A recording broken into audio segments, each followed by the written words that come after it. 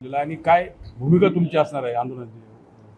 धनगर जमातीच्या घटनादत्त एसटी आरक्षणाच्या अंमलबजावणीसाठी गेल्या 8 दशकांपासून हा संघर्ष चालू आहे। 17 सप्टेंबरला जालन्याच्या आंदोलनाच्या क्रांतीच्या भूमीतून धनगर जमातीच्या एसटी आरक्षणाचा मुक्ती संग्राम हा लढा आम्ही सुरू केला। 21 जानेवारीला 16 दिवस त्या ठिकाणी उपोषण केलं।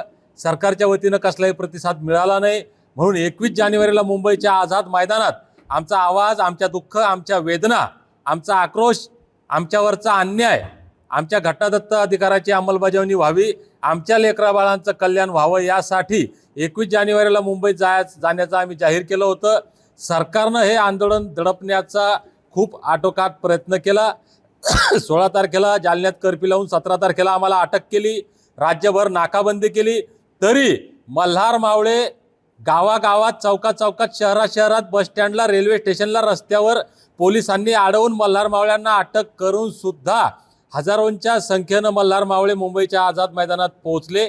21 तारखेला मुंबईचे पोलीस स्टेशन सगळे फुल झाले होते। पोलीस स्टेशनमध्ये मल्हार मावळ्यांना ठेवायला जागा नव्हती। मल्हार मावळ्यांनी हे दाखवून दिलं की आम्ही आमचा संवैधानिक अधिकार शांततेच्या मार्गाने मागतोय, आम्हाला दडपण्याचा, दाबण्याचा, आमच्या स्वाभिमानाला डिवचण्याचं काम करू नका। माझ्यावर सुद्धा त्या ठिकाणी हजारो पोलिसांची पाळत असताना मी सगळ्यांच्या नजरा चुकवत सरकारच्या नाकावर टिचून 21 तारखेला आझाद मैदानात गेलो। परंतु गेलो होतो आम्ही हे सांगण्यासाठी की धनगरांना तुम्ही वेडे म्हणतात, हो आम्ही वेडे आहोत आणि वेडे इतिहास घडवण्यासाठी सज्ज झालेत। स्वर्गीय बी.के. कोकरे साहेबांनी जी ज्योत या एसटी आरक्षणाची पेटवली, जो लढा सुरू केला, त्या लढ्याचा शेवट करण्यासाठी आम्ही सज्ज झालो हे सांगण्यासाठी आम्ही गेलो होतो। परंतु आम्ही कायद्याला मानतो, पोलिसांचा आदर करतो, माननीय उच्च न्यायालयाचा आदर करतो, म्हणून आम्ही शांततेच्या मार्गाने वापस जातो। परत या ठिकाणी रीतसर परवानगी आम्ही त्यावेळेसही मागितली होती, त्यावेळेस नाकारली। आता परत एकदा रीतसर परवानगी आम्ही मागतो, तुम्ही आम्हाला परवानगी द्या। मुंबईचं आझाद मैदान हे आंदोलनाची भूमी आहे, आंदोलनाची जागा आहे आणि प्रत्येक नागरिकाला देशाच्या संविधानानुसार आपल्या न्याय हक्कासाठी, अधिकारासाठी आंदोलन करण्याचा अधिकार आहे। म्हणून 21 तारखेचं जे दडपशाहीला आम्ही न जुमानता शांततेच्या मार्गाने त्या ठिकाणी वापस आलो। आज या ठिकाणी शिर्डीमध्ये राज्यातील सर्व महत्त्वाच्या आमच्या बांधवांच्या साक्षीनं ही एक राज्यव्यापी निर्णायक बैठक होणार आहे, चालू आहे। आत्ता या ठिकाणी आमचं पहिलं सत्र संपलंय, आत्ता जेवणाचा ब्रेक आहे।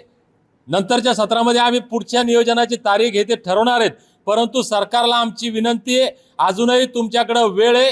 आम्ही मुंबईला येण्याच्या अगोदर आम्ही तुमच्याशी त्या दिवशी सुद्धा चर्चेसाठी तयार होतो, पण तुम्ही जर मगरुरीमध्ये असताल, तुम्ही जर मस्तीत असाल आणि धनगरांना हलकं समजण्याचा हलकटपणा जर करणार असाल तर येणारा काळ फार बिकट आहे। म्हणून फडणवीस साहेबांना माझी विनंती आहे की ज्या धनगरांनी तुम्हाला सत्ता दिली त्या धनगरांच्या स्वाभिमानाला डिवचण्याचं काम करू नका।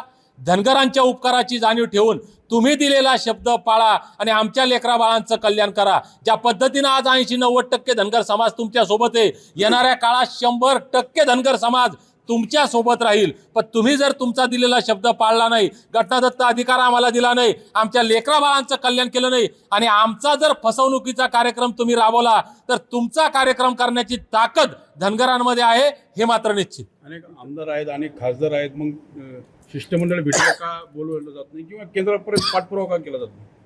दुर्दैवानं या महाराष्ट्राचा 2 नंबरचा समाज म्हणवणारा धनगर समाज, धनगरांमुळे सत्तेत आलो म्हणणारे फडणवीस धनगरांना घाबरत नाहीत, कारण त्यांना माहिती आहे की धनगर आमच्या सोबत आहे। दुर्दैवानं मताच्या माध्यमातून ते दिसत नाही। ही जी मस्ती सरकारला आलेली आहे ही उतरणं गरजेचं आहे। आम्ही आमच्याही नेत्यांना आवाहन करतोय, वेळोवेळी आवाहन करतोय की ही लढाई कुण्या एकट्याची नाही, हा लढा आमच्या लेकराबाळांच्या कल्याणाचा आहे, आमच्या समाजाच्या अस्तित्वाचा, स्वाभिमानाचा हा लढा आहे। म्हणून प्रत्येकानं या लढ्यामध्ये ताकदीनं सहभागी होणं काळाची गरज आहे। बांधवांनो, उद्या आमचे लेकरं आम्हाला माफ करणार नाही। ही शेवटची संधी, शेवटची लढाई म्हणून जर आम्ही लढलो आणि आमच्या लेकराबाळांचं कल्याण केलं तर आमचंही जीवन सार्थकी लागेल। जन्माला आल्यानंतर प्रत्येकाला मरायचंय, जगलो कशासाठी हे महत्वाचं आहे। आमदार, खासदार, मंत्री, करोडपती, अरबपती, SP, कलेक्टर, कोण तुम्ही असाल, प्रत्येकाला मरणं आहे। जन्माला आलो, ज्या समाजात जन्माला आलो, ज्या जातीत जन्माला आलो, त्या जातीचं वाटोळ झालंय। म्हणून या जातीसाठी आम्ही काहीतरी केलं पाहिजे, ही भूमिका घेऊन आपण या लढ्यामध्ये सहभागी व्हावं आणि आमच्या लेकराबाळांचं कल्याण करावं ही विनंती करतो।